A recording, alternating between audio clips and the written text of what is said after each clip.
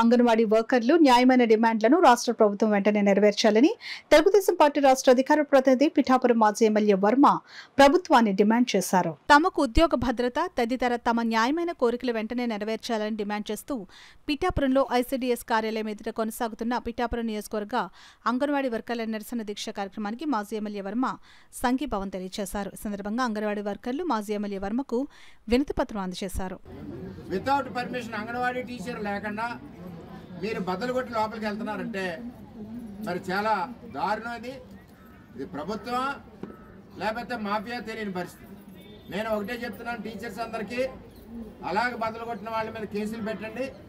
మేము వచ్చాక కంపల్సరిగా ప్రభుత్వ అధికారులను ఏ విధంగా వ్యతిరేకిస్తే ప్రభుత్వ ఆఫీసులు ఉంటే నిబంధనలు సెక్షన్లు ఉన్నాయి, దాని ప్రకారం కేసు బుక్ చేస్తాం. ఈవేళ వాళ్ళు కూడా తల్లి ఇంట్లోంచి బయటకు పంపుద్ది అంగన్వాడీ, అక్కడ టీచర్ మరో తల్లి వాళ్ళ ఆలనా పాలన చూస్తూ వాళ్ళకి మంచి ఫుడ్ ఇస్తూ అన్ని రకాలుగా ఇబ్బంది లేకుండా చూసి పరిస్థితి.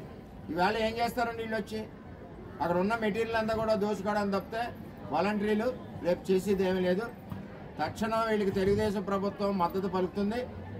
ఆల్రెడీ లోకేష్ గారు ఎల్లుండా మీ సేవ మరియు అంగన్వాడీతోటి సెపరేట్ మీటింగ్స్ ఉన్నాయి, మరి వాళ్ళతో మీటింగ్ ఉంది. ఆల్రెడీ ఈ సబ్జెక్ట్ అంతా కూడా చంద్రబాబు నాయుడు గారికి లోకేష్ గారికి తెలుసు. ఎట్టి పరిస్థితుల్లోనూ కూడా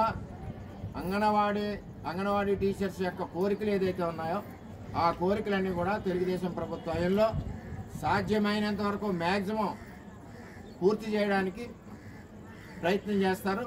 అదేవిధంగా ఈ లోపల రాష్ట్ర కమిటీ ఎవరైనా చంద్రబాబు నాయుడు గారిని కలిస్తే 20వ తారీఖు నాడు బహిరంగ సభ ఉంది కాబట్టి నేను అపాయింట్మెంట్ ఫిక్స్ చేస్తాను. ఒకసారి ఈ సమస్య అన్ని కూడా ఆయన దృష్టికి కాగిత రూపాయన వెళ్తే అదే మీటింగ్లో మాట్లాడించే పరిస్థితి కూడా నేను చేస్తానని చెప్పి, మరి మా కుటుంబం అంగన్వాడీ అంటే మా నియోజకవర్గం అందరూ ఇక్కడే పుట్టి పెరిగాం, మరి అందరూ ఎప్పటి నుంచి అక్కడ కలిసి ఉన్నాం కాబట్టి పార్టీలు వేరైనా ఏది వేరైనా అందరూ అన్నిటికంటే ముఖ్యం అంటే కరోనా సమయంలో ప్రాణాలకు తెగించి మరి వీళ్ళు కూడా డ్యూటీ చేశారు. ఇవన్నీ పరిగణలోకి తీసుకోవాల్సిన బాధ్యత ప్రభుత్వానికి ఉంది.